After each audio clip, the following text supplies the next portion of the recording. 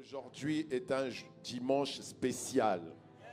Amen. C'est le jour que le Seigneur a fait, mais c'est un dimanche spécial. De toutes les façons, je te le dis et je te le dirai toujours. Chaque dimanche à Boissy est un dimanche. Voilà. Amen. Et donc aujourd'hui, c'est le jour où nous commémorons la mort et la résurrection de notre Seigneur Jésus. Et ce qui est merveilleux, c'est qu'avec Noël, je crois que c'est l'une des fêtes dans laquelle le monde entier se rappelle du Seigneur Jésus. Beaucoup de gens ne connaissent pas la vraie histoire et on va en parler aujourd'hui. Mais en tous les cas, partout, tout le monde parle de Pâques. Et d'ailleurs, il y a le lundi de Pâques à cause de ça. Mais nous, on connaît la vérité. Amen. Et donc, nous voulons prendre le temps de célébrer celui qui a payé le prix pour nous, celui qui a pris notre place. Comme je le disais tout à l'heure, il a dit, parce que les enfants que tu m'as donnés ont eu part à la chair et au sang. Alors moi aussi, j'y ai pris part, afin que par cette mort-là, il puisse nous donner accès maintenant au Père, qu'il puisse nous donner accès à la vie. Il a pris notre place en allant à la croix, lui qui n'a ni péché, en qui il n'y a été trouvé aucune fraude. Il s'est chargé de nos péchés et il a pris sur lui toutes nos iniquités. Alors nous voulons prendre le temps de le célébrer ce matin. Parce que le prix qu'il a payé, ma Bible dit dans Ésaïe 53 au verset 5, que le châtiment qui devait tomber sur nous est tombé sur lui. Et nous, à la place, nous avons eu la paix. Il a été blessé pour nos péchés, brisé pour nos iniquités. Il a été frappé dans le dos pour nos maladies. Le châtiment qui est retombé sur lui nous a donné la paix. Et parce qu'il a pris la place que nous devions prendre. Et c'est pourquoi nous ne connaîtrons jamais cette pénalité. Nous ne connaîtrons jamais le prix de nos péchés, de la totalité de nos péchés. Quand on dit nos péchés, on parle même de ceux qu'on avait hérités de nos pères et de nos grands-parents et de nos arrière-grands-parents. Et pourquoi on ne connaîtra plus cette pénalité? Parce qu'un homme est venu un jour en la personne de Jésus de Nazareth et il a accepté de livrer sa vie. Il s'est montré obéissant jusqu'à la mort à la croix, afin qu'aucun homme n'ait à nouveau part à cette pénalité, à cette souffrance que le péché infligeait et que la mort venait frapper. Il a pris ma place. Il a pris ta place, mon frère.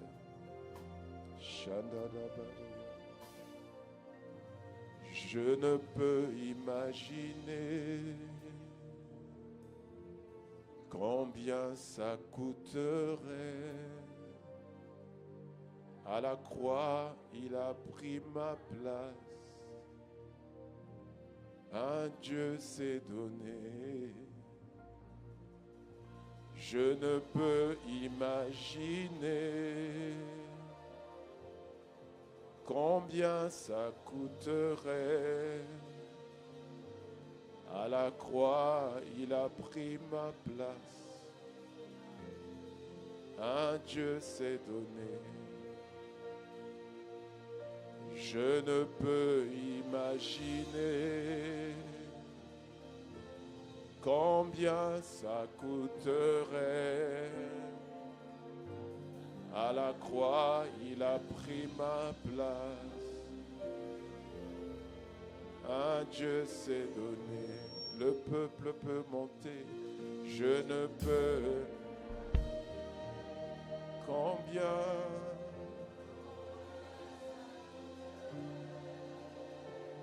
À la croix, il a. Un Dieu s'est donné.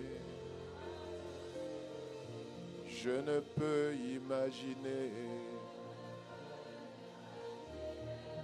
combien ça coûterait. À la croix, il a pris ma place. Un Dieu s'est donné. Il a pris ma place, il a pris ma place. Il a pris ma place. Il a pris ma place. Il a pris ma place. Dis encore, il a pris ma place. Il a pris ma place. Il a pris ma place. Il a pris ma place. Il a pris ma place. Il a pris ma place. Il a pris ma place. Dieu est fidèle, Dieu est fidèle. Fidèle. Dieu est fidèle.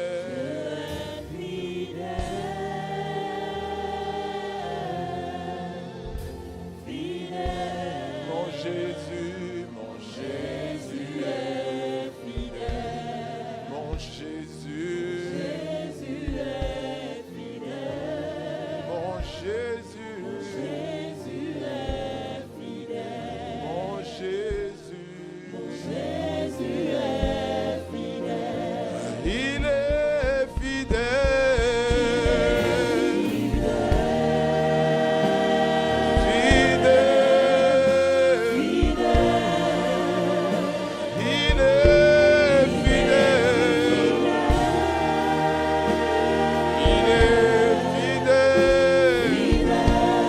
Mon Jésus est fidèle.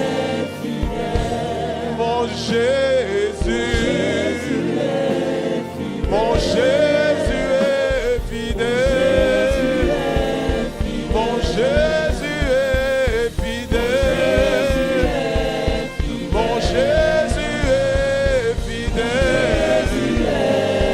Mon Jésus est fidèle. Mon Jésus est fidèle. Mon Jésus est fidèle. Il est amour. Il est amour, amour. Il est amour.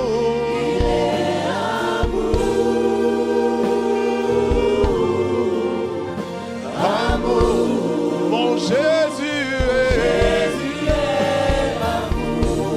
mon Jésus est amour. Mon Jésus est amour. Mon Jésus est mon Jésus est amour. Il nous a aimés le premier. Il s'est livré pour nous à la croix de Golgotha. Mon Jésus est mon Jésus est amour. Mon Jésus est amour. Mon Jésus est amour.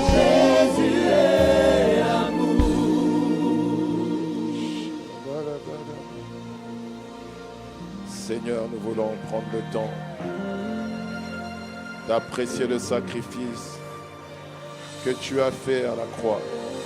Tu as dit, il n'y a pas de plus grand amour que de donner sa vie pour ses amis. Alors nous te sommes reconnaissants de ce que parce que tu nous as aimés le premier, tu as accepté de mourir à la croix pour nous. Et ce matin, nous sommes là, non pas pour commémorer ta mort, mais nous sommes là pour commémorer celui qui est ressuscité et qui est vivant éternellement.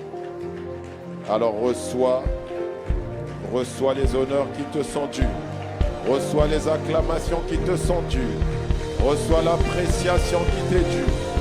Toi, Jésus le Christ, notre Seigneur, présent au milieu de nous par ton esprit, nous voulons t'acclamer ce matin. C'est un jour de victoire et c'est ta victoire que nous célébrons. Gloire à ton Saint-Nom. Gloire à Jésus le Christ. Gloire à celui qui est le ressuscité. Béni soit ton Saint-Nom. Honneur et louange et gloire à toi. Dans le nom de Jésus, nous avons ainsi rendu grâce. Que quelqu'un donne un bon amen.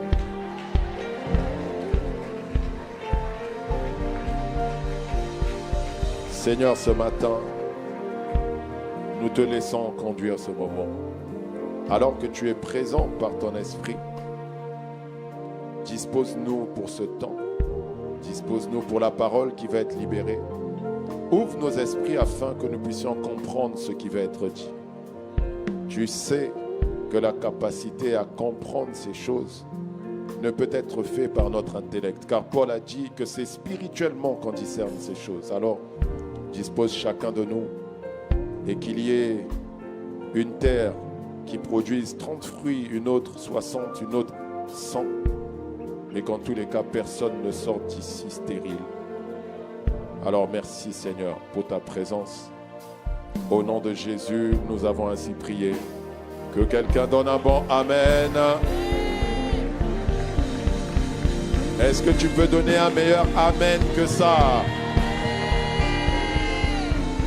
Que quelqu'un dise gloire à Jésus. Est-ce que tu peux dire plus fort gloire à Jésus? Gloire au ressuscité. Acclame pour le ressuscité. Acclame pour le ressuscité. Acclame, acclame, acclame pour le ressuscité. Le roi de gloire. Le Seigneur des seigneurs. Le Dieu victorieux. Nous te célébrons. Merci Seigneur. Au nom de Jésus. Amen. Bonjour à toutes, bonjour à tous, bienvenue à ceux qu'on appelle les rachetés. Amen. Et quand on t'appelle racheté, il faut que tu saches que ta vie est une vie d'exception, est une vie d'extraordinaire parce que il t'a racheté pas seulement pour que tu sois libéré du péché, mais pour que tu vives une vie qui n'est pas possible de vivre autrement qu'en Jésus. Amen. Est-ce que je suis en train de parler à quelqu'un qui est ici? Alors acclame pour Jésus et prends le temps de te tourner vers la personne qui est à ta gauche ou à ta droite et dis-lui tu es la bonne personne au bon endroit, au bon moment. Amen. Donc salue au moins 3 personnes. Dis tu es la bonne personne au bon endroit, au bon moment. Amen, amen. Et donc nous apprécions le Seigneur pour ICC Choir Boissy. Nous bénissons le Seigneur encore ce matin. Vous avez été merveilleux. Est-ce que vous avez vu comment ils sont beaux et belles? Waouh! Nous bénissons le Seigneur. Amen. Amen. Je vous prie de prendre place dans sa présence. Alors j'ai un message ce matin que je voudrais partager avec toi. Un message très important. Le titre de mon message ce matin, c'est la Pâque, la puissance de la résurrection. Amen. Donc le titre, c'est la Pâque, la puissance de la résurrection. Alors, pourquoi nous commémorons la Pâque? Pourquoi cette fête revêt une telle importance au point qu'on est obligé de s'arrêter et pour célébrer ce moment? Pâques, on doit le savoir, Pâques, ce n'est pas le moment où on va chercher des œufs dans son jardin. Les œufs de Pâques, les œufs de chocolat. Non, ce n'est pas la fête des petits lapins en chocolat ou des cloches en chocolat. Ce n'est pas cette fête-là. D'ailleurs, ça s'écrit avec un S, cette Pâque-là. Ce n'est pas le Pâques dont nous parlons qui s'écrit sans S. Lorsqu'on parle de la véritable Pâque, on parle de la Pâque sans S. Et d'ailleurs, pour que vous sachiez, la célébration pour laquelle on s'arrête à cette période pour célébrer Pâques avec le S, et donc où on fait la chasse aux œufs dans les jardins, ça vient en réalité d'une vieille tradition qui a commencé avec Louis XIV. Parce que Louis XIV, à un moment donné, a voulu qu'on lui apporte des œufs. Parce que dans l'ancienne culture catholique, on ne mangeait pas les œufs durant la période de la Semaine Sainte. Et donc le dimanche, lui, il voulait qu'on lui apporte des œufs, mais il voulait les plus gros œufs qui avaient été pendus. Et c'est de là qu'est partie en fait cette culture-là. Pourquoi? Parce que même déjà à l'époque égyptienne, il faut savoir que les œufs représentent le renouveau. Les œufs représentent en fait le commencement d'une nouvelle vie. Donc, c'est un peu en connexion avec une réalité biblique qui se sont tournés vers cette culture des œufs. Mais nous savons pour nous que la Pâque, ce n'est pas ça en fait. La Pâque vient en réalité déjà de la culture israélite. Dans l'Ancien Testament, c'est là dans l'Ancien Testament qu'on a parlé pour la première fois de la Pâque. Vous pouvez aller lire dans Exode 12 et vous aurez toute l'histoire de la Pâque et comment les choses ont commencé. La Pâque vient du mot hébreu Pessah. Pessah, ça veut dire passer outre. Ou encore le passage. Pourquoi on parlait de ça? Parce que Israël était sous esclavage en Égypte.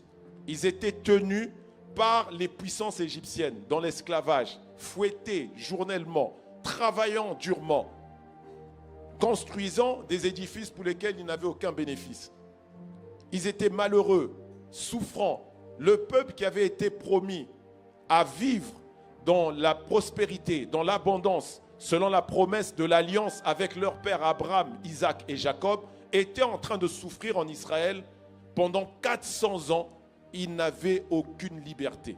Ils souffraient, ils étaient frappés. Et c'était l'ombre, en fait, de la réalité dans laquelle tous les êtres humains étaient en train de vivre. C'était l'ombre de cette réalité-là. Le peuple qui avait une exception par rapport à une alliance faite avec Abraham se trouvait maintenant à expérimenter pire que ce que tous les autres humains pouvaient expérimenter. Et Dieu donc a institué la Pâque juste avant leur sortie de l'esclavage pour qu'ils retrouvent la liberté, en leur donnant des consignes à respecter, des choses à faire, notamment le sacrifice d'un agneau pur, sans tache, qui était l'image en fait de ce qui allait arriver un peu plus tard. Donc il fallait sacrifier cet agneau-là, il fallait manger cet agneau. Et Dieu donne même l'indication, en fait cet agneau-là, lorsque vous allez le manger, s'il y a des restes le lendemain, vous devez le consumer. Parce que pour lui, il avait déjà l'image de ce qui allait se passer avec celui qu'on appelle l'agneau qui a été immolé avant la fondation du monde. Il dit son sacrifice devait être un sacrifice complet. On ne pouvait pas avoir un sacrifice partiel. Donc, c'est pourquoi il avait institué que ça, quand vous devez le faire, lorsque vous devez tuer cet animal-là, vous devez veiller à ce qu'il ne reste rien de cette bête-là. Amen. Et dans Exode 12, versets 26 à 27, la Bible nous dit, et c'est là que Dieu va instituer ce sacrifice-là avant le passage et qu'il va appeler ça la Pâque. La Bible nous dit, et lorsque vos enfants vous diront, que signifie pour vous cet usage? Verset 27, vous répondrez, c'est le sacrifice de Pâques en l'honneur de l'Éternel, qui a passé par-dessus les maisons des enfants d'Israël en Égypte, lorsqu'il frappa l'Égypte et qu'il sauva nos maisons, le peuple s'inclina et se prosterna.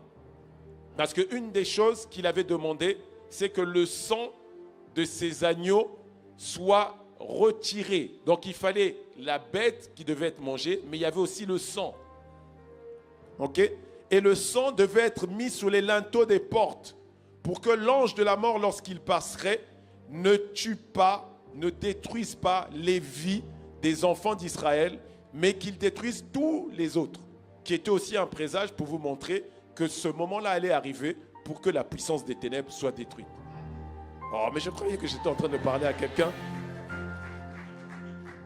Donc, dis à quelqu'un, c'était l'ombre. Pour aujourd'hui, ce que nous sommes en train de commémorer, c'est la mort et la résurrection du Seigneur Jésus. Pourquoi est-il mort? Pourquoi le Seigneur est-il mort? Le Seigneur est mort afin de venir mettre fin au règne du péché. La mort du Seigneur Jésus était liée à la condition du péché. Le péché, ce n'est pas les péchés. Il ne faut pas confondre. Le péché est une condition. Et si on péchait, c'est-à-dire si on faisait des erreurs, si on transgressait des lois, c'est parce qu'à l'origine, on avait une nature qu'on appelle péché. Il faut être péché, il faut avoir cette nature de péché pour commettre le péché. Amen. C'est pour ça d'ailleurs que la Bible dit, Jean dit, celui qui est né de Dieu ne pêche pas. Pourquoi? Il n'a plus cette nature-là en lui.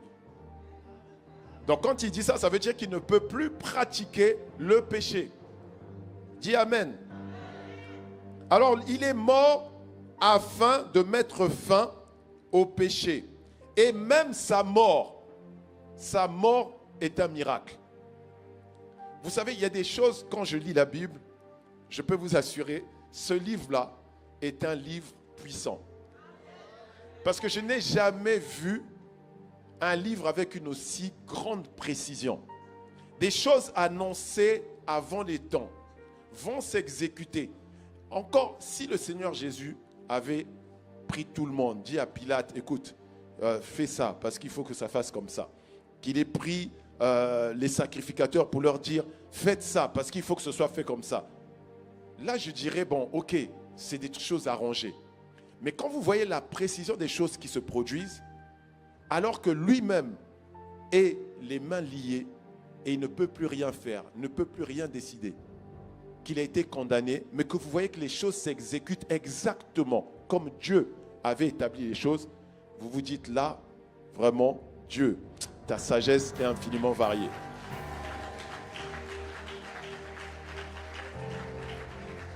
Il a été crucifié à la 3e heure et il est mort à la 9e heure de la journée. 3e heure, c'est-à-dire 9 heures du matin pour nous, et la 9e heure, selon l'horloge de l'époque, c'est 15 heures. Alors vous prenez ces horaires-là pour des horaires qui nous ont été donnés juste pour l'histoire. Non.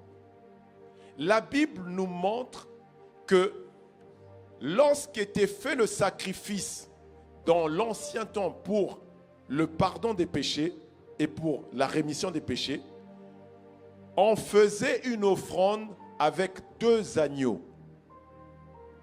Un agneau qu'on offrait comme le sacrifice du matin. Ok? Et donc, l'heure du sacrifice du matin, c'était la 3e heure. Et il y avait un 2e sacrifice qu'on faisait le soir. Et l'heure à laquelle on devait faire ce sacrifice-là, c'était entre 15h et 18h. Waouh! Quelle précision! Exode 29, verset 39 nous dit, « Tu offriras l'un des agneaux le matin et l'autre agneau entre les 2 soirs. » Donc, il le fit pour 2 raisons. La première raison, c'est le rachat. La deuxième raison, c'est la rémission du péché. Éphésiens 1, verset 7 nous dit, « En lui, nous avons la rédemption par son sang, la rémission des péchés selon la richesse de sa grâce. » La rédemption, c'est quoi? C'est la libération. C'est obtenir, en fait, la libération qui est obtenue de la loi du péché qui pouvait encore influencer nos vies. Il fallait qu'on soit libéré, donc, de l'influence du péché. Et pour être libéré de ça, il fallait payer un prix, une rançon. Et c'est là qu'on voit l'aspect d'il a pris notre place. Il a payé le prix à notre place. Mais payer le prix ne suffisait pas. Parce que si on paie le prix, il y a encore d'autres conditions qui restent. C'est que s'il a payé le prix pour le péché, il faut encore que cette nature soit ôtée de nous. Et c'est là où apparaît la rémission des péchés. Et dans l'Ancien Testament, ce qu'on faisait, c'est que la brebis qu'on offrait le matin, on coupait cette brebis, on récupérait le sang qui devait être présenté donc pour le rachat, ok, et la brebis était coupée et brûlée. Mais il y avait une deuxième brebis sur laquelle on prenait une partie du sang qu'on mettait à certains endroits et on renvoyait cette brebis-là comme le sacrifice du soir et on la laissait partir dans un lieu désert pour aller mourir. C'était l'expression de la rémission des péchés. Donc le Seigneur, lorsqu'il est venu, c'est exactement ce qu'il est venu faire. Il est venu pour à la fois nous débarrasser de cette nature pécheresse, mais aussi pour renvoyer au loin cette nature afin qu'elle ne soit plus en nous, c'est-à-dire nous détacher de l'esclavage que nous avions par rapport au péché. Amen. Et quand je parle de mort miraculeuse, ce n'est pas seulement cette exécution-là en fait. Même naturellement, quand vous voyez naturellement ce qui s'est passé, vous allez constater que sa mort est vraiment un miracle. Le Seigneur a dit, le Père m'aime. Pourquoi? Parce que moi, je donne ma vie. En gros, je suis quelqu'un qui est suicidaire. Je donne ma vie. Et je donne ma vie afin de la reprendre. Je dis, qu'est-ce que tu es en train de dire, Seigneur? Tu donnes ta vie pour la reprendre, mais normalement, si tu meurs, tu n'as plus aucun pouvoir, tu ne peux plus rien dire. Et il dit non. Verset 18. Personne ne me l'ôte, mais je la donne de moi-même. J'ai le pouvoir de la donner et j'ai aussi le pouvoir de la reprendre. Tel est l'ordre que j'ai reçu de mon Père. Et lorsqu'on voit le jour de sa mort, lorsqu'il a expiré, il y a des spécialistes de la crucifixion qui étaient là. Le centenier l'ayant vu, dit, la Bible dit, qu'en l'ayant vu expirer, il dit, le voyant expirer de cette manière-là, il dit, cet homme-là est vraiment le Fils de Dieu. Parce que je n'ai jamais vu ça. Il n'était pas censé mourir en 6 heures. Il n'a passé que 6 heures sur la croix. Je vous l'ai déjà dit ici. Le temps le plus court pour la mort de quelqu'un sur les croix à l'époque, j'ai fait mes recherches, c'était 13 heures. 13 heures. Et il fallait briser les jambes des gens pour qu'ils finissent par mourir par une crise cardiaque parce qu'ils ne pouvaient plus se tenir et la contraction de la cage thoracique faisait qu'ils mouraient de crise cardiaque. Donc quand il est mort 6 heures après, il a fait exactement ce qu'il avait dit. Ma vie à moi, on ne me la prend pas, c'est moi qui la donne. Et il a dit, je la rends. Waouh!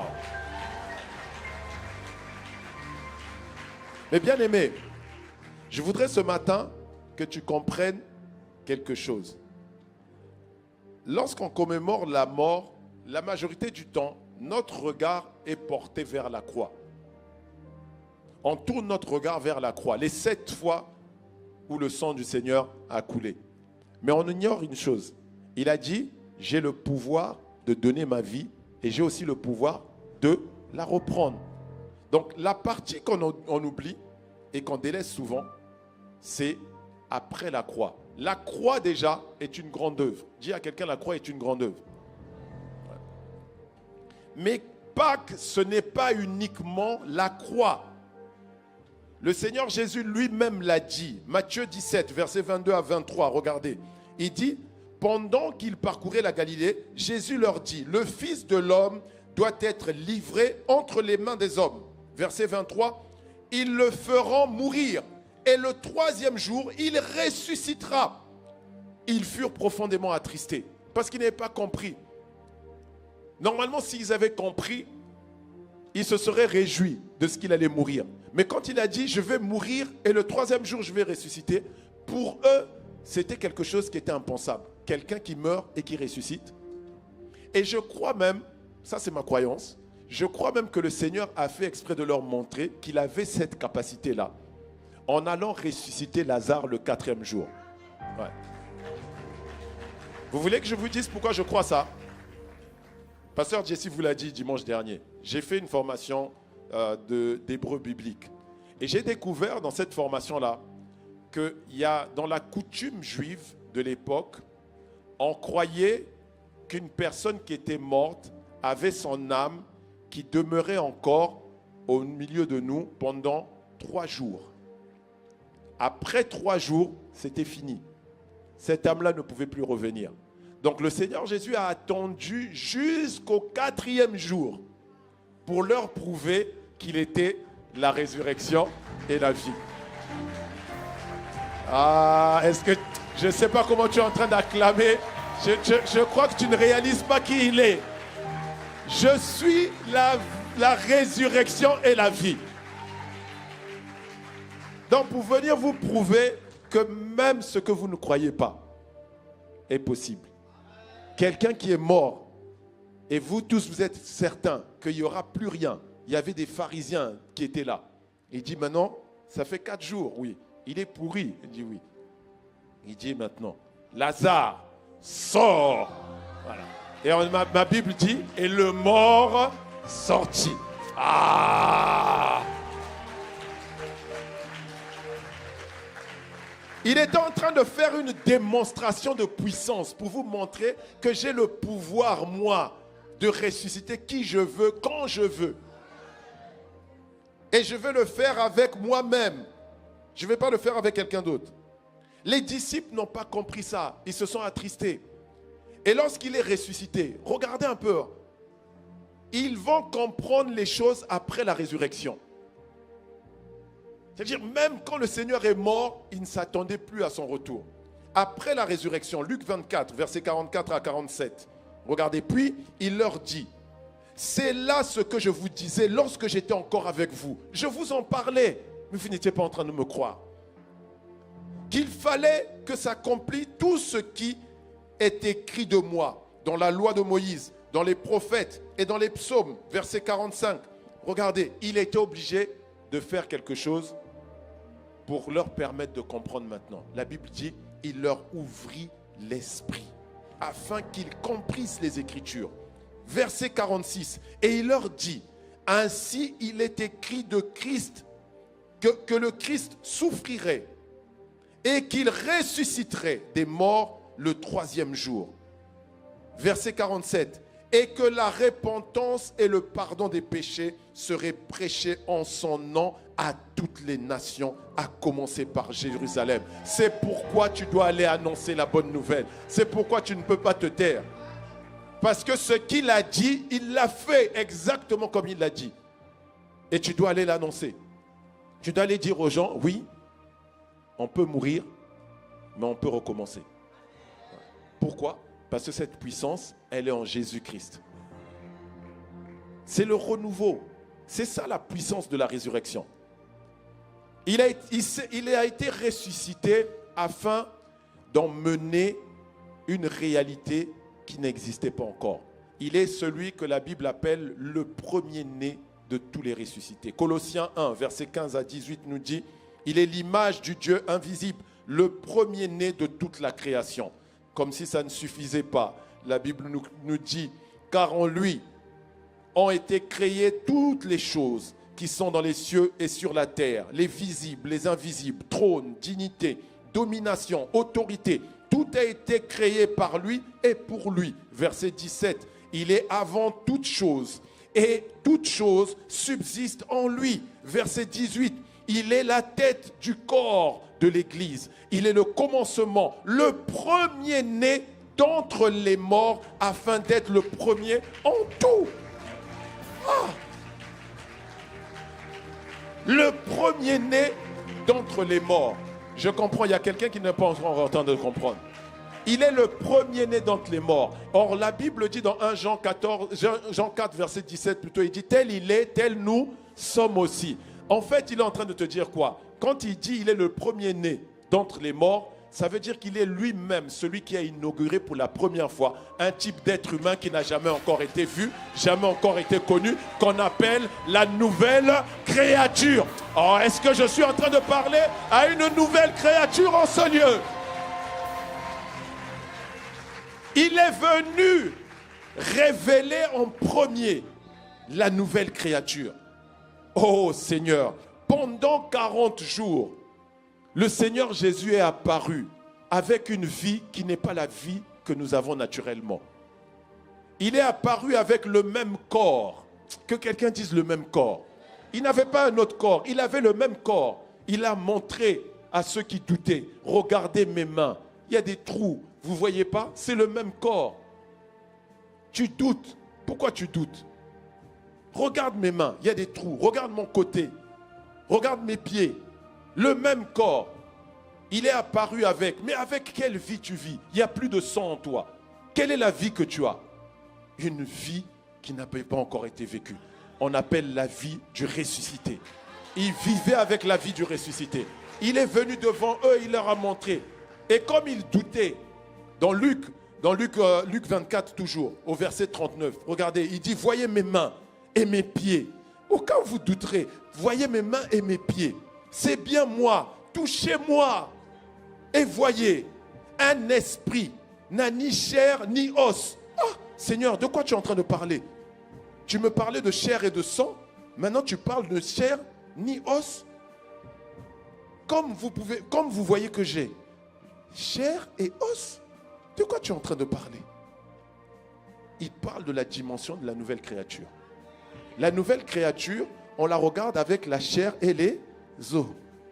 Éphésiens 5, verset 30, version second 21. Regardez. Parce que nous sommes les membres de son corps, formés de sa chair et de ses os. Quelqu'un ne... Tu es sa chair et ses os. La nouvelle créature dont il parle, c'est une créature qui n'est que chair et eau. En fait, il est en train de t'expliquer quoi? Il a été ressuscité pour emmener la puissance de la résurrection afin que tu ne dépendes plus de ta vie naturelle et que tu dépendes maintenant d'une vie surnaturelle, la vie de Dieu, celle qui n'a ni commencement ni fin, celle qui ne cesse jamais. Est-ce que je suis en train de parler à quelqu'un qui est ici?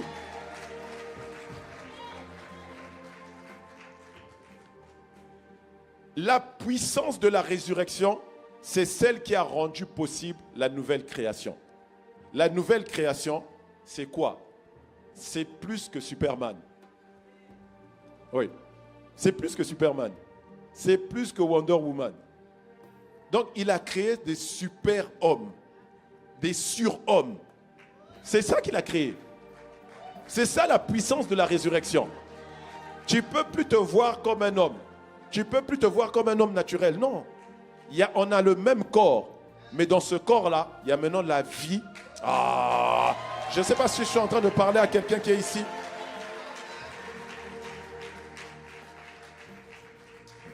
Nous aussi, il nous a fait passer de la mort à la vie.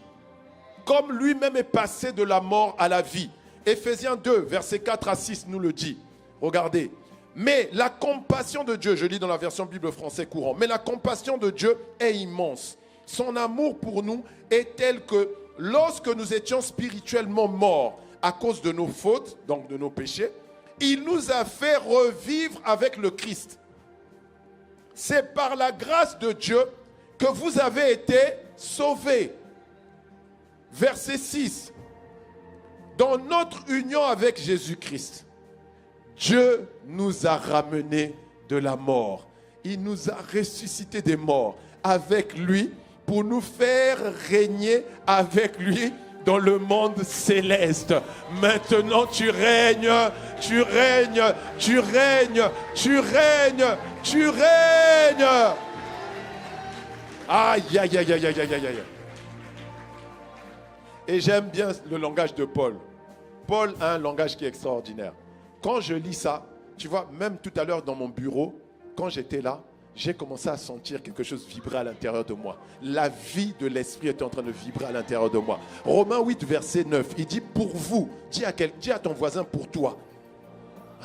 Parce que ça parle de toi. Vous ne vivez plus, vous ne vivez pas selon la chair, mais selon l'esprit. Si du moins l'esprit de Dieu habite en vous. Si quelqu'un n'a pas l'esprit de Christ, il ne lui appartient pas. Donc toi, tu as reçu l'esprit de Christ parce que tu as cru en Jésus. Si tu l'as reçu, regardez, je vais vous lire dans la version Bible du Semeur, parce qu'elle est beaucoup plus parlante. Parce que quelqu'un ne comprend pas ça. Oui, tu crois toujours que tu vis avec l'héritage de tes parents. Tu crois toujours que la malédiction qui marchait sur tes pères, tes arrière-grands-parents et tout, elle marche toujours sur toi. Parce que tu ne comprends pas le langage de Paul. Mais je vais t'aider. Romains 8, verset 9, Bible du semeur, regardez. Vous au contraire, ça veut dire que vous êtes une exception. Oh non, je croyais que je parlais aux bonnes personnes. Vous êtes une exception. On dit au contraire. Donc au contraire de qui? Des autres. Vous au contraire, vous n'êtes pas livrés à vous-même, mais vous dépendez de l'esprit. Ta vie dépend maintenant de la vie de...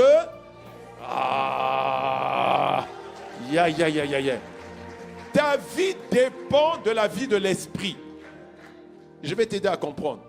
Il dit, puisque l'esprit de Dieu habite en vous, si quelqu'un n'a pas l'esprit de Dieu, il ne lui appartient pas. C'est pour ça qu'en Romains 8, verset 2, on dit que tu as été affranchi, libéré, délivré de la loi du péché et de la mort. Et que maintenant, tu vis sous la loi de l'esprit de vie. Le même esprit qui a ressuscité Jésus-Christ d'entre les morts. Et regardez, toujours le langage de Paul. Que quelqu'un dise le langage de Paul. Ouais. Il nous explique que depuis cette nouvelle naissance-là, la nouvelle créature, tu vis maintenant dans une réalité de distributeur de vie. Et j'ai trouvé la bonne version pour toi. 1 Corinthiens 15, verset 45.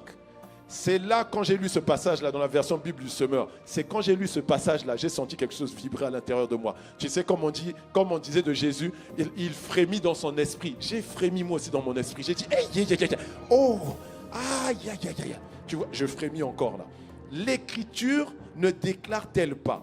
Le premier homme, Adam, devient un être vivant, doué de la vie naturelle. Note bien, doué de la vie naturelle. Le premier Adam était quoi? Le premier Adam dépendait de quelle vie? Il y a quelqu'un qui a compris. Ouais. Maintenant, continuons. Le dernier Adam est devenu, lui, un être qui, animé par l'esprit, communique la vie. La vie, c'est la dimension dans laquelle tu es entré. La puissance de la résurrection fait de toi un esprit qui communique. J'ai dit un esprit qui communique. Bien-aimé, maintenant je vais te mettre à communiquer cette vie-là. Y a-t-il quelqu'un qui est venu ici et qui est souffrant dans son corps? Asseyons-nous d'abord, asseyons quelques minutes. Y a-t-il quelqu'un qui est venu ici ce matin et qui est souffrant dans son corps? Tu as une douleur, tu as une peine, tu as une maladie. Est-ce que tu peux lever la main? Est-ce que tu peux lever la main là où tu es? Je vois plusieurs mains. Ok, je vais vous demander de vous tenir debout. Tenez-vous debout.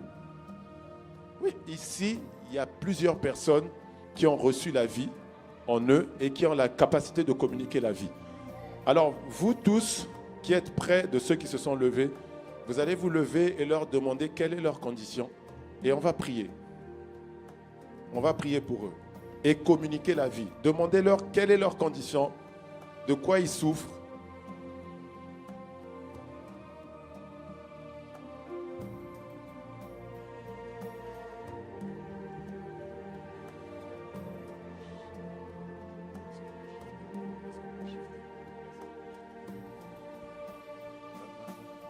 Ok, vous avez demandé. Maintenant, vous allez prier.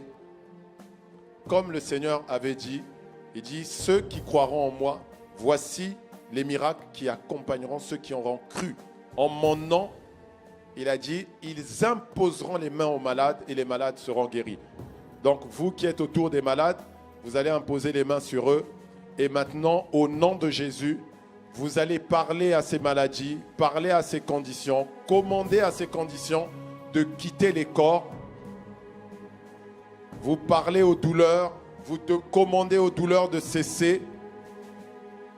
Vous commandez à ces peines de partir, de disparaître totalement de leur corps. Si c'est une fièvre, vous commandez à cette fièvre de s'arrêter.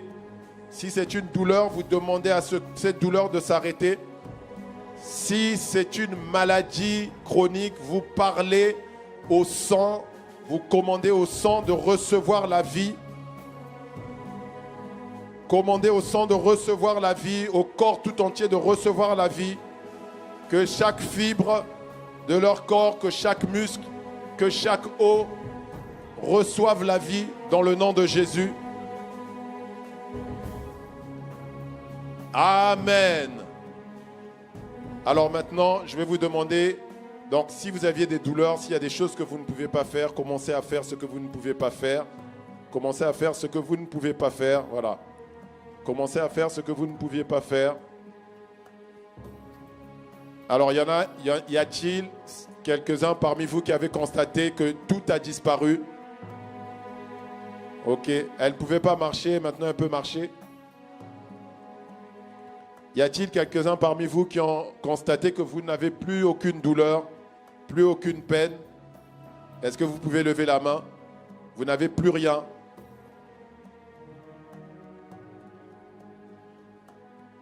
Est-ce qu'on peut me faire signe? Vous qui êtes autour de ceux qui...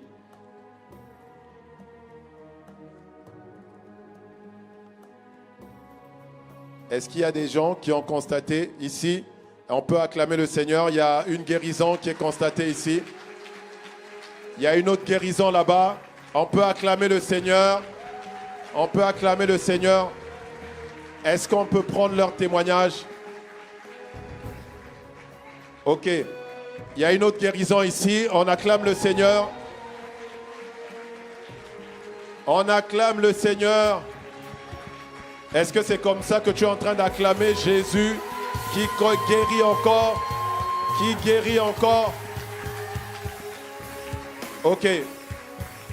Alors, avant qu'on prenne les témoignages, donc pendant qu'ils sont en train de prendre les témoignages, pour les autres pour lesquels on a prié, vous n'avez pas senti vous avez peut-être senti un progrès, ok? Vous avez senti un progrès, levez la main.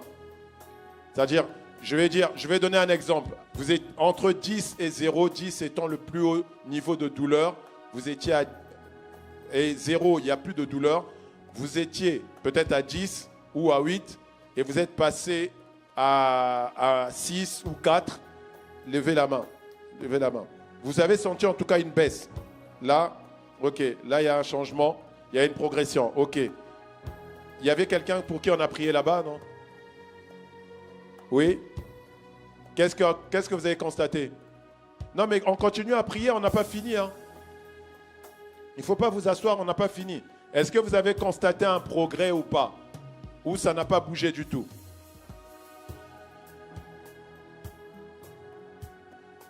Il faut poser la question et faites-moi signe. Alors là où vous avez constaté un progrès, ok? Là où vous avez constaté que la situation a progressé, je vais vous inviter à prier à nouveau. Ok? Donc comme j'ai déjà expliqué, généralement quand c'est comme ça, c'est que vous avez la présence d'un esprit d'infirmité ou d'un esprit mauvais qui est là et qui maintient la personne dans la condition. Maintenant, vous allez prier et vous allez réprimer cet esprit et lui commander maintenant de lâcher prise et de partir. Allez-y, commencez à prier. Donc, au nom de Jésus, nous réprimons cet esprit d'infirmité. Nous réprimons cet esprit de maladie. Nous commandons maintenant qu'il parte. Voilà, qu'il lâche prise au nom de Jésus. Zéro douleur. Proclamez zéro douleur. Un rétablissement total du fonctionnement. Au nom de Jésus. Au nom de Jésus. Amen. Est-ce qu'on peut déjà commencer à prendre des premiers témoignages? Oui, nous vous écoutons. Un premier témoignage. Ok, oui, pasteur, ici on a la sœur Elisabeth. Oui. Qui avait... Amen. Ah, il y a plusieurs guérisons. Il y a plusieurs guérisons. Amen, on peut acclamer le Seigneur. Amen, amen. Il y a plusieurs guérisons. Rapprochez-vous, ceux qui ont été guéris, rapprochez-vous. On va prendre les témoignages. Alors, nous vous écoutons pour le témoignage. Oui, on a la sœur Elisabeth qui avait comme un clou au niveau de la jambe droite. Oui. Et ce qui l'empêchait de marcher, elle avait des grosses difficultés à marcher. Ok. On a prié pour elle, elle a senti que le clou est parti, Oui. se retirer et maintenant elle peut marcher librement. Alors, comment tu marchais avant? Montre-nous comment tu marchais avant. En fait, moi, je suis aide à domicile et Oui. je vais d'appartement en appartement. D'appartement en appartement. Donc, du coup, je marche beaucoup. Mais ça fait 3 semaines, j'ai très mal à la plante des pieds. Ok. J'ai eu comme un clou de ce côté. Comme un clou. Oui, et je le Et disais même à ça, mon ça, mari à la te, maison. ça te faisait une douleur qui... Oui, ça fait une douleur constante. Oui. Mais je ne savais Et là, pas. maintenant? Non, là, c'est bon. C'est bon. Oui, tu peux Mais marcher. donc, Marche, j'ai marche, on même- va te voir. J'ai essayé de tordre mon pied comme ça. Waouh, tu pouvais pas faire ça. Non, je faisais pas. Est-ce qu'on peut acclamer le Seigneur pour cette guérison? Oh, est-ce que tu peux bénir Dieu? Amen, amen, amen. Nous rendons grâce à Dieu et nous proclamons et nous décrétons que plus aucune douleur de ce genre ne viendra sur toi. Nous réprimons tout esprit dont l'objectif est de venir freiner ta prospérité. Nous les réprimons totalement. Tu vas prospérer en tous égards au nom de Jésus. Amen. Est-ce qu'on peut acclamer le Seigneur? Est-ce qu'on a un autre témoignage? Est-ce qu'on a un autre... Oui. On a un autre témoignage. Oui. Billy qui est arrivé ce matin avec une forte fièvre et une fièvre qui est durant depuis plusieurs semaines. Oui. Fatigue, il a été mal à l'aise. Et donc là, quand on a prié, elle a senti comme une forte chaleur qui sortir d'elle. Oui. Et là, maintenant, Il n'y a plus de fièvre, plus rien. Waouh! Est-ce qu'on peut acclamer le Seigneur? Merci Seigneur pour ta main étendue sur elle. Cette fièvre ne revient plus sur elle au nom de Jésus. Amen. Un autre témoignage? Oui, on avait Rebecca. Oui. Elle a du mal à faire ses nuits. Oui. Elle commence à dormir à partir de 6 heures Oui. tous les jours. Elle est venue aujourd'hui, elle était tellement fatiguée. Quand on a prié pour elle, elle a senti un poids là. Qui l'a quitté totalement. quitté. Waouh, Et cet maintenant- esprit mauvais qui t'empêchait de dormir ne revient plus en toi. Nous réprimons toute tentative de retour au nom de Jésus. Amen. Amen. Est-ce qu'on peut acclamer le Seigneur? Amen, pasteur. Ici, on a la sœur Josée qui avait des grosses douleurs au niveau du bas du dos. Oui. Ce qui l'empêchait même de dormir. Elle avait des grosses difficultés à s'allonger. Oui. Là, quand on a prié pour elle, elle a senti une chaleur au bas du dos. Et maintenant, elle n'a plus aucune douleur au niveau du dos. Ok, tu peux te baisser. Tu pouvais pas faire Je ne ça? pouvais pas, voilà. Et là maintenant, tu as retrouvé la souplesse de ta jeunesse. Yes! Yes! Est-ce qu'on peut acclamer le Seigneur? Oui, nous t'écoutons. Pasteur, on a un témoignage. Oui. Maman Manon qui veut témoigner. Oui. Depuis plusieurs semaines, elle subit des radiothérapies Oui. pour un cancer au niveau du sein et les lasers en fait brûlent. Oui. Donc ça laisse vraiment de fortes douleurs brûlantes. Et quand elle est arrivée ce matin, ça Elle a avait été ces encore douleurs-là, sa oui. santé en paix. On a prié pour elle et la sensation de chaleur et de douleur est Elle est totalement partie. Dans le nom de Jésus. Nous déclarons et nous décrétons que le cancer meurt et que toutes les douleurs partent définitivement et ne reviennent plus au nom de Jésus. Amen, amen. Amen. On peut acclamer le Seigneur. Oui, Yes, yes. Mais il y a beaucoup de témoignages. Il y a beaucoup de témoignages.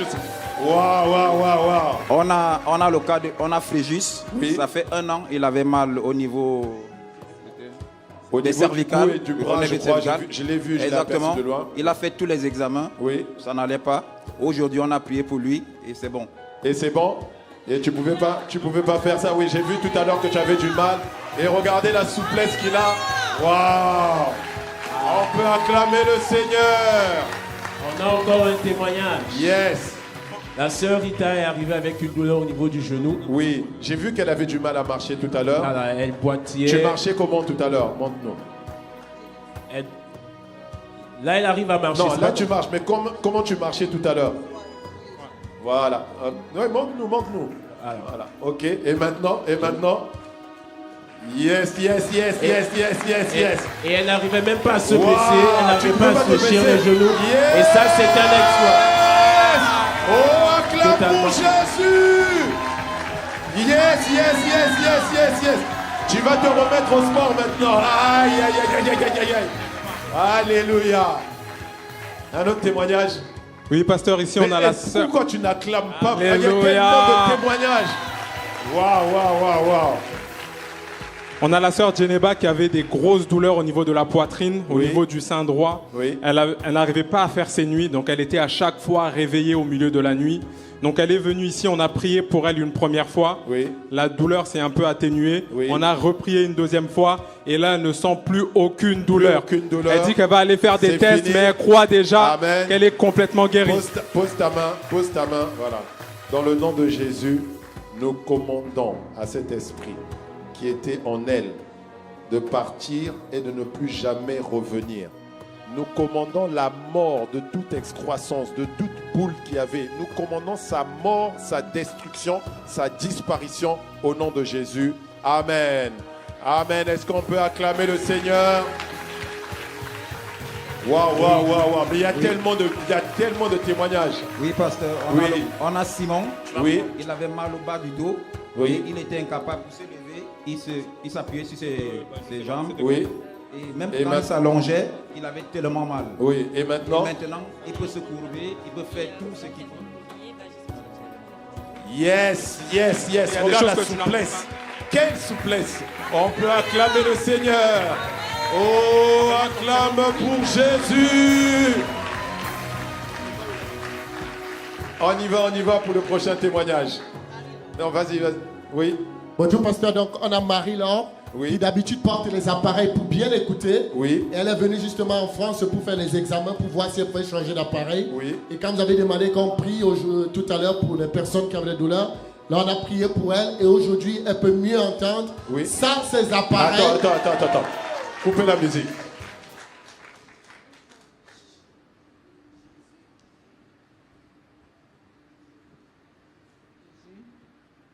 Jésus, Jésus,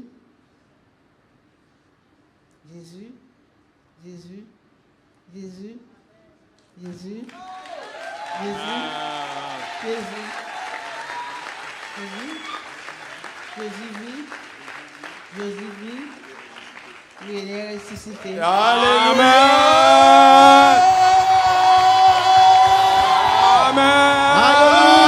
Alléluia. Est-ce qu'on peut célébrer Jésus? Célèbre-le. Alléluia. Le même Jésus qui faisait entendre les sourds, il est là. Alléluia. Un autre témoignage, on y va. Oui, ici on a la sœur Milka Oui. qui avait le dos complètement bloqué, donc de grosses douleurs au niveau du dos. Oui. Et là on a prié pour elle, elle me dit avoir ressenti une grosse chaleur au niveau du dos. Oui. Et là son dos n'est plus bloqué du tout. C'est vrai? Tu peux te courber, tu peux... Waouh, tu peux... Yes. On peut acclamer le Seigneur. Amen. Aïe. Oui, nous t'écoutons. Pasteur, on a la sœur Cindy qui Oui. a un témoignage particulier. Depuis 2020, elle n'est pas retournée à l'église. Oui. Et aujourd'hui, déjà, pour qu'elle vienne, c'est un combat. C'est un vrai combat. Un renouveau, nouveau commencement. Et là, elle est venue aujourd'hui, on a prié pour elle et elle se sent beaucoup plus apaisée. Et elle veut rendre grâce à Dieu pour cela. Waouh. Viens.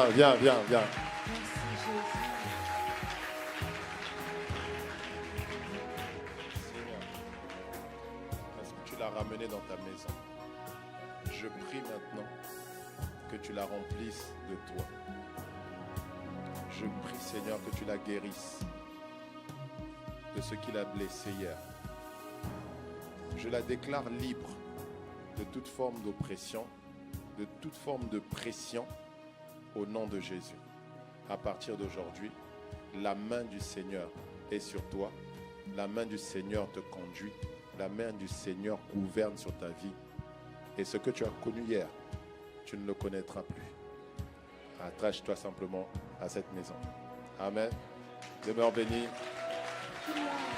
Est-ce qu'on peut acclamer le Seigneur? Oh, je ne sais pas, je ne comprends pas ton acclamation. Acclame Jésus. On a encore d'autres témoignages qui arrivent, je crois. On a encore d'autres témoignages qui arrivent. On a encore d'autres témoignages qui arrivent, c'est ça? Ok. Oui. Alors, allons-y, allons-y. Oui, on a la sœur Sarah qui avait prévu de venir aujourd'hui, mais elle s'est levée le matin avec une force douleur au niveau de la tête, ce qui l'a même empêché d'arriver à l'heure. Mais elle est arrivée à temps pour la prière, donc on a prié pour elle. Et là, les douleurs au niveau de la tête qu'elle ressentait, elle ne les ressent plus du tout. Alléluia. Il n'y a plus de mal de tête, plus rien. Est-ce qu'on peut acclamer le Seigneur? Oh, il y a encore des témoignages qui arrivent. Il y a encore des témoignages qui arrivent. Est-ce que tu peux acclamer? Est-ce que tu peux acclamer?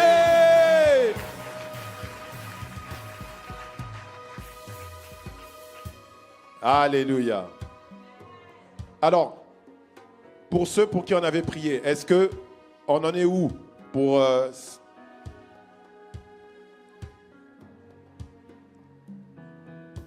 vérifier, ça a progressé. Il y avait qui d'autre? Il y avait ici, oui. Qu'est-ce que c'était? Compressé et maintenant? Oui. Et là, complètement. Waouh! Est-ce qu'on peut acclamer le Seigneur?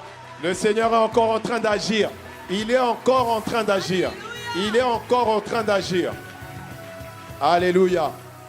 Là-bas, oui. Vous avez... Ça a progressé ou pas? On en est où? Hein? Ça part, ça revient. Venez devant.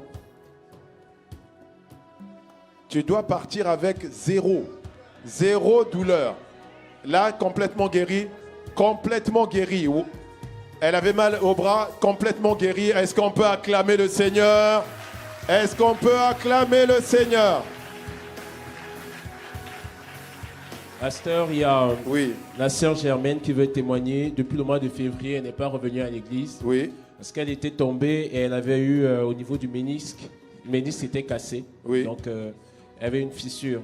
Et donc, elle avait 2 béquilles. J'avais 2 béquilles, plus une attelle avec laquelle je devais dormir. Oui. Les blocs de glace, 17 piqûres.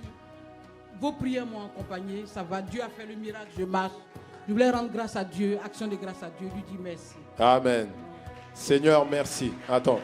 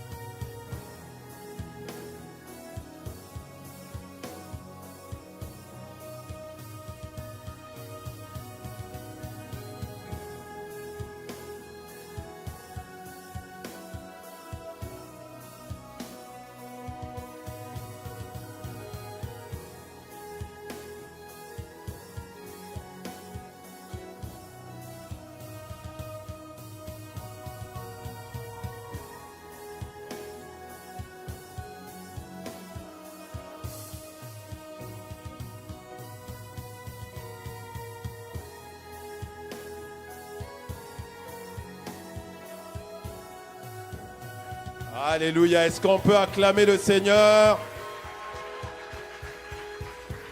Est-ce que c'est comme ça que tu es en train d'acclamer pour Jésus? On a encore des témoignages. Est-ce que tu peux acclamer le Seigneur? Amen. Là où tu es, reçois toi aussi ton miracle.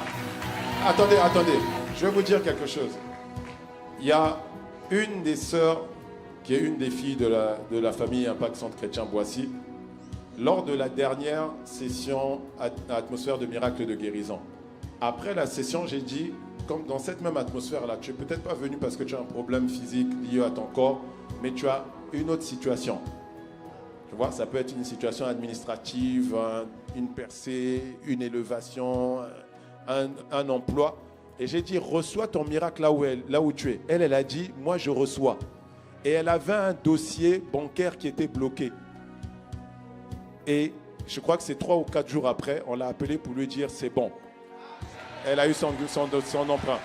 Donc, là où tu es dans cette atmosphère, lève tes mains et reçois simplement dans le nom de Jésus.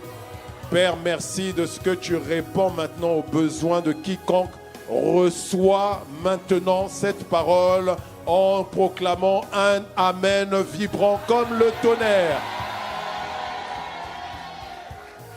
Nous vous écoutons. Oui, nous avons la sœur Divine qui s'est fait opérer il y a 3 semaines. Donc elle a perdu beaucoup de sang durant l'opération. Oui. Elle se sent très fatiguée. Elle est en convalescence, elle se sentait très fatiguée. Dès qu'elle est arrivée ici au culte, elle a vu que la situation commençait à s'arranger juste par l'atmosphère. Ensuite, on a prié pour elle. Elle n'arrivait pas à tenir debout. Juste par l'atmosphère. Juste par l'atmosphère. Tu as vu pourquoi tu dois être à l'église. Parce qu'on a dit, c'est là qu'est la bénédiction, la vie pour l'éternité.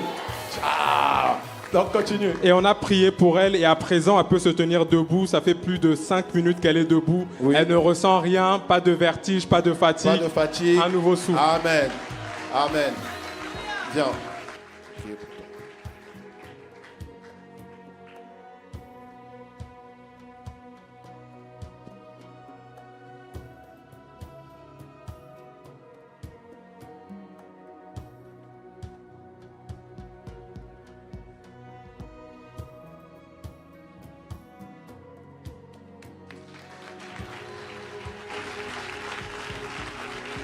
Alléluia. Est-ce qu'on peut acclamer le Seigneur? Je ne sais pas si vous avez compté les guérisons. Vous avez compté? Parce qu'il y en a plusieurs. Hein. Celle qui était là, il y a une guérison là-bas. Vous avez compté ou pas? Combien de guérisons? Combien de guérisons on a?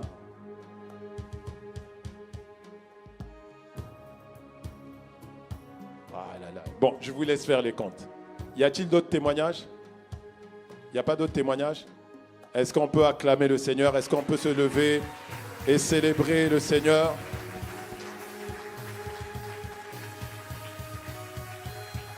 Est-ce qu'on peut le célébrer mieux que ça, mieux que ça, mieux que ça?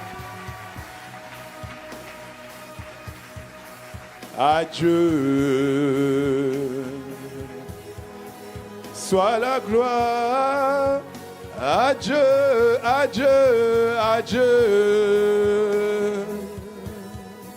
Sois la gloire. Est-ce qu'on peut lever les mains vers le ciel? Adieu à Jésus le Christ ressuscité, à celui qui a vaincu la mort, à celui qui a été ressuscité. Le 3e jour il s'est relevé. Adieu, adieu, adieu. Honneur, louange et gloire à Dieu. À Dieu soit la gloire. Encore une fois, adieu, adieu. À Jésus le Christ. Adieu, adieu, adieu.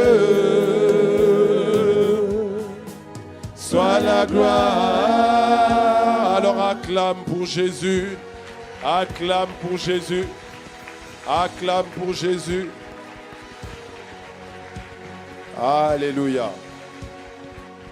Alors je vais vous demander de vous asseoir quelques instants. Aujourd'hui est un culte spécial. Amen. Et nous aurons donc aussi une dimension spéciale. Mais avant de passer à ce moment-là, je voudrais donner l'occasion à quelqu'un qui n'a pas encore reçu le Seigneur Jésus comme son Seigneur et son Sauveur personnel. Tu es ici pour la première fois ou la énième fois, mais tu n'as pas encore fait de Jésus ton Seigneur et ton Sauveur personnel. Cette vie de résurrection dont on parle, c'est une vie qui affecte pas seulement ta santé, mais qui affecte aussi toute ta réalité. Et cette vie, elle est dans le Fils. La Bible dit, celui qui a le Fils a la vie, celui qui n'a pas le Fils n'a pas la vie.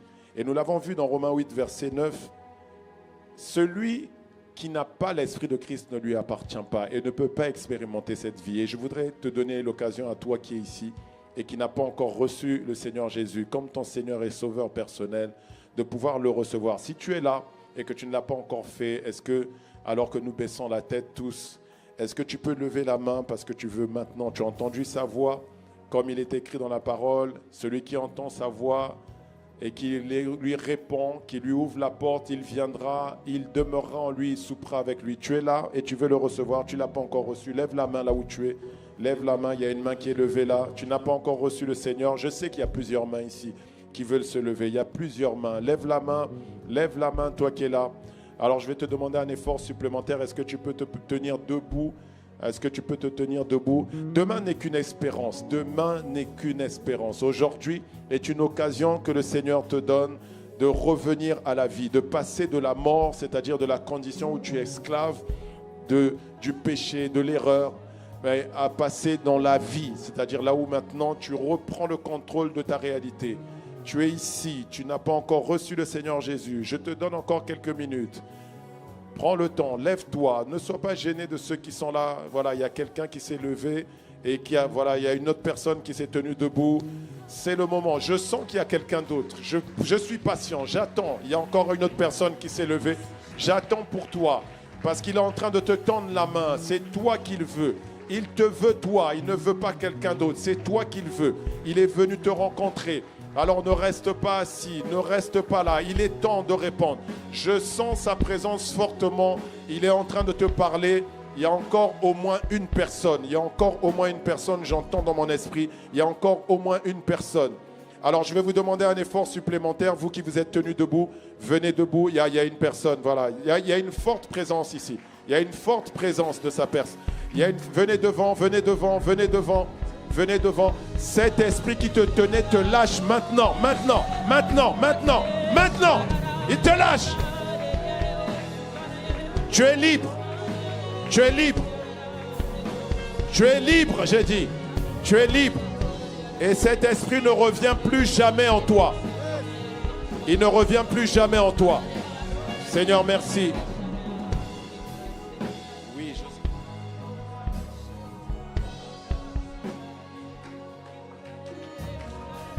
Alléluia, alléluia. Est-ce qu'on peut acclamer le Seigneur? Est-ce qu'on peut acclamer le Seigneur? Venez, venez, venez devant, venez devant. Venez devant, venez devant. Tenez-vous là.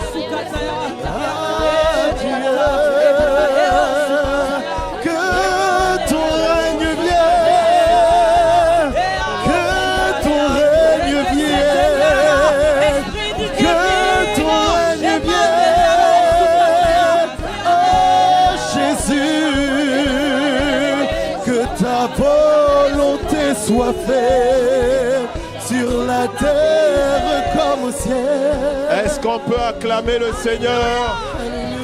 Est-ce qu'on peut acclamer le Seigneur?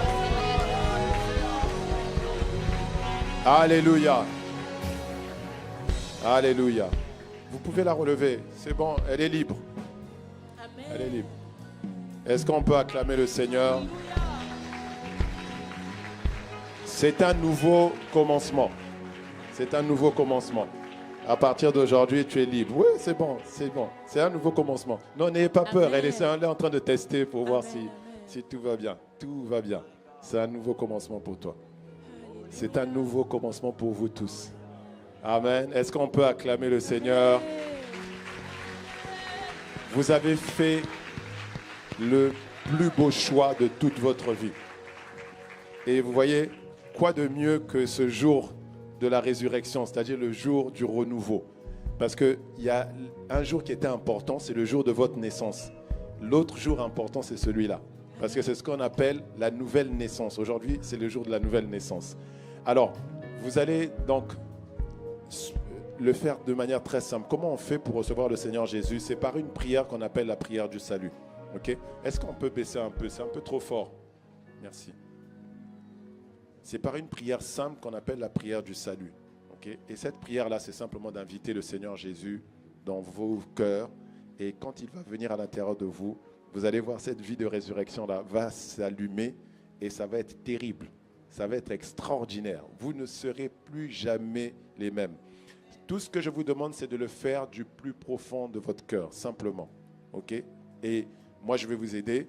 Et l'assemblée ici aussi, on va tous vous aider, on va vous accompagner dans cette prière. Et vous allez répéter avec moi en fermant les yeux et en levant les mains vers lui. Répétez avec moi simplement, Seigneur Jésus, aujourd'hui, j'ai entendu ta voix. Aujourd'hui, j'accepte de te recevoir dans mon cœur comme mon Seigneur et mon Sauveur personnel. Viens dans ma vie, change ma vie et fais de ma vie ce qu'elle devait être. À partir d'aujourd'hui, je confesse devant l'Assemblée que tu es mon Seigneur et mon Sauveur personnel et que je suis désormais enfant de Dieu à la gloire de Dieu le Père. Amen. Amen. Est-ce qu'on peut acclamer le Seigneur? Est-ce qu'il y a de la joie dans ce lieu comme dans le ciel? Est-ce qu'on peut leur montrer un échantillon de la joie qu'il y a dans le ciel? Allez, retournez-vous et regardez la dimension de joie. Retournez-vous simplement, regardez, vous voyez, c'est cette joie-là qu'il y a dans les cieux en ce moment. Selon qu'il est écrit, il y a de la joie dans le ciel pour une seule brebis qui revient dans la maison du Seigneur. Alors, on va faire quelque chose. On va prier pour vous, déjà pour vous recommander à la grâce de Dieu. Et ensuite, ce que je vais vous demander, c'est de suivre l'équipe des conseillers. Vous voyez, il y a Ketia qui est là, souriante. Vous voyez la jeune demoiselle là, qui est souriante. Là. Vous la suivez, elle est trop gentille. Et puis l'équipe autour aussi, ils sont merveilleux. Ils vont vous expliquer simplement quelque chose qui s'est produit là. C'est ce qu'on appelle la nouvelle naissance. Vous savez, comme un bébé, quand il naît, on ne le remet pas à ses parents directement. Il faut d'abord le laver, l'habiller, le nettoyer, tout ça, parfumer, et après on donne aux parents. On veut faire la même chose en fait avec vous, vous expliquer ce qui s'est passé là, ce que Dieu est venu faire en vous, ce qu'il a fait de vous et ce qu'il va faire au travers de vous. Amen. Donc je vous demande de suivre l'équipe et vous reviendrez après parce qu'on n'a pas fini. On a encore un peu de temps ensemble. Donc suivez-les et vous allez revenir après. Amen. Est-ce que pour la sœur qui est là-bas, vous l'avez relevée? Vous êtes parti? Ok, très bien. Est-ce qu'on peut acclamer le Seigneur? Alors, je vous prie de prendre place encore quelques minutes. Donc, ce culte est un culte spécial. Donc, comme vous avez vu, on n'a pas fait la Sainte Seine tout à l'heure parce qu'on va la faire maintenant. Amen. Est-ce qu'on peut m'apporter la Sainte Seine, s'il vous plaît? Comme nous commémorons la mort et la résurrection du Seigneur, nous voulons donc nous rappeler ce que lui-même avait fait avant sa mort et qu'il nous a enseigné. Alors, avant que nous rentrions dans ce moment, je voudrais prendre le temps aussi d'apprécier Dieu, d'acclamer Dieu pour celles et ceux qui sont passés par les eaux du baptême hier. Il y en a qui qui ont accepté de prêter allégeance au Seigneur hier. Est-ce que vous êtes là? Est-ce que vous pouvez vous tenir debout? Vous qui êtes passés dans les eaux du baptême, si vous êtes présents ce matin. Ah, il y a un baptisé là-bas. Voilà, on peut acclamer le Seigneur. Amen. Vraiment, bienvenue dans la famille. Amen. Je vous prie de prendre place. Alors, comme je disais, aujourd'hui est un jour spécial. Donc, je ne sais pas si la Sainte Seine, vous vous êtes préparés, mais tout le monde va prendre la Sainte Seine aujourd'hui. C'est une occasion spéciale. Amen. Dans Jean 6, versets 54 à 56, il est dit « Celui qui mange ma chair et qui boit mon sang a la vie éternelle. Et je le ressusciterai au dernier jour. » Verset 55, « Car ma chair est vraiment une nourriture et mon sang est vraiment un breuvage. Celui qui mange ma chair et qui boit mon sang demeure en moi et je demeure en lui. » Le Seigneur expliquait ici, alors qu'ils sont en train de distribuer, je vais vous demander de vous tenir debout maintenant, alors qu'ils vont faire la distribution. Le Seigneur a expliqué ici un mystère. Et il parlait de cela avant même d'aller à la croix. Et comme je l'ai dit tout à l'heure, il a dit lui-même, il a annoncé lui-même qu'il allait souffrir, qu'il allait être livré entre les mains des hommes, et les hommes méchants allaient le crucifier, allaient le mettre à mort. Et il a dit le troisième jour, le Fils de l'homme ressuscitera. Alors lorsqu'il nous a dit de manger sa chair et son sang, il savait que c'était le symbole de la fin d'une chose et le commencement d'une alliance nouvelle. C'est pourquoi il a dit qu'on doit toujours faire ce que nous allons faire là aujourd'hui en mémoire de lui. On doit toujours célébrer cela en mémoire de lui. Et quoi de mieux que aujourd'hui où nous commémorons la mort et la résurrection de celui qui s'est livré pour nous, pour la rémission de nos péchés, qui s'est livré pour nous, pour notre rachat. Nous voulons prendre le temps de rendre grâce pour ce qu'il a fait. Il a dit, un des mystères qu'il a expliqué, c'est que à chaque fois qu'on mangerait sa chair et qu'on boirait de son sang, la vie éternelle, la vie du ressuscité se mettrait en action en nous. Et c'est une vie qui n'est pas simplement un potentiel, non, c'est une réalité. C'est pourquoi il a dit au verset 54, « Je les ressusciterai au dernier jour ». Ça veut dire quiconque mange de sa chair et boit de son sang entre dans une alliance de résurrection, entre dans une alliance où, peu importe, même s'il meurt, au jour du Seigneur, il va expérimenter la résurrection pour avoir pris part, communié, pour avoir été fait un avec sa chair et un avec son sang. Oh Seigneur, merci de ce que tu n'as pas renoncé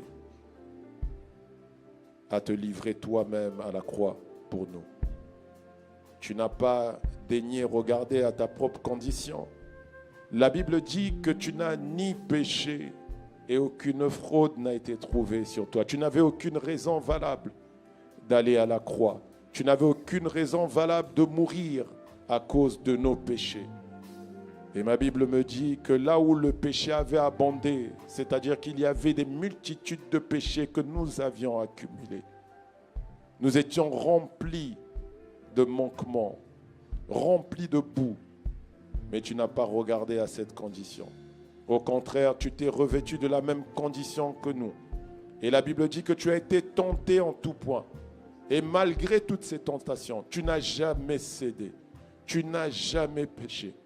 Parce que tu tenais à être l'image, plutôt la révélation de ce qui était une image dans l'Ancien Testament. L'agneau devait être pur. L'agneau devait être jeune. L'agneau devait être sans tache. L'agneau devait être un agneau mis à part. Et c'est ce que tu as accepté de faire. Sans tache, sans ride, ni rien de semblable. Et tu l'as fait afin de présenter à Dieu notre Père ton corps qui est l'Église, sans tache, sans ride, sans reproche, ni rien de semblable, mais devenue pure et glorieuse, parce que nous sommes lavés par ton sang précieux de toute iniquité et purifiés de tous nos péchés. Alors merci pour ce que tu as accompli à la croix. Et alors que nous sommes là assemblés dans ta présence, tous ensemble, nous voulons prendre le temps de contempler à l'œuvre achevée de la croix. Oui, nous contemplons, non pas seulement à ce que tu as fait à la croix, mais nous contemplons aussi la résurrection. Car après avoir condamné le péché, après avoir détruit le pouvoir de la mort, tu nous as donné maintenant l'accès à une vie nouvelle. Alors merci. Merci pour cette nouveauté de vie. Oh, je sens maintenant, dès cet instant, la vie de l'esprit en train de circuler déjà du sommet de la tête jusqu'à la plante des pieds de mon frère, de ma sœur et de moi-même. Merci pour ta présence glorieuse en cet instant où nous allons communier à ta chair et à ton sang. Esprit de Dieu, merci de ce que tu es là pour confirmer que ce corps, ce pain que nous prenons est véritablement le corps de notre Seigneur. Et cette coupe de bénédiction est véritablement la communion au sang de notre Seigneur. Alors merci Seigneur.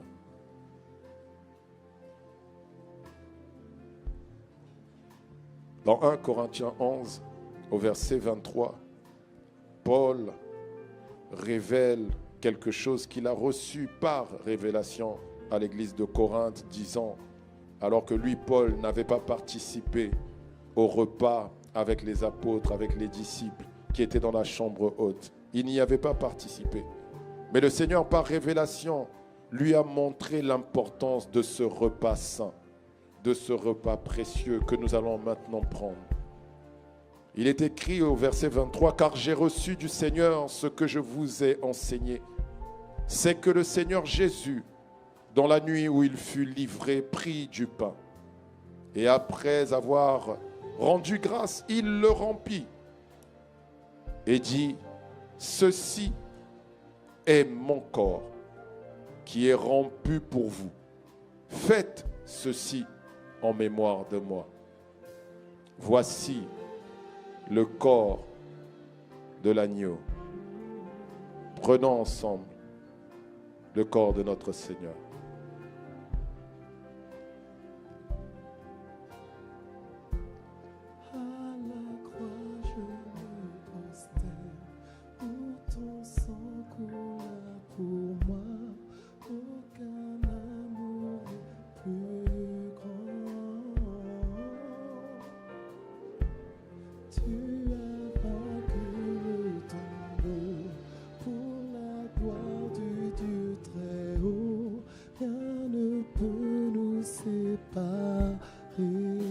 Au verset 25, il dit de même, après avoir soupé, à la fin donc de ce repas, il prit la coupe et dit, « Cette coupe est la nouvelle alliance en mon sang.